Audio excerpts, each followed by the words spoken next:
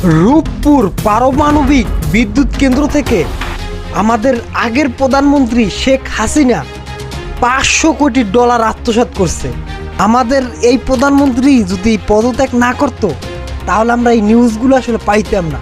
আমাদের বাংলাদেশ থেকে এমনি তো 93 বিলিয়ন মার্কিন ডলার সে পাচার করছে, আর রূপপুর থেকে $500 কোটি পাচার করছে। কিছু কিছু আওয়ামী লীগের এখনও কিছু কিছু আওয়ামী লীগ এর ছাত্রলীগের পোলাপান আছে, তারা এখনও শেখ হাসিনা করে যে আমাদের এই অন্ধকার থাকবে না, আমরা একদিন আলোর পথ দেখব। তোরা ভাই একটু থাম, বিশ্বাস কর, তোরা একটু থাম। আমরা তো শেখ হাসিনারে ঘৃণা করতাম, কিন্তু তোরা হাসিনার নামে প্লিজ, শেখ হাসিনার নামে আর তোরা দালালি করিস না। তোকে দুইটা আটতে ধরি, আর না হইলে ওই যে যেটা পেদানি, ওই পেদানি তো খাও তোরা অ্যাভেলেবেল, আর খাইস না পেদানি। এবার একটু থাম।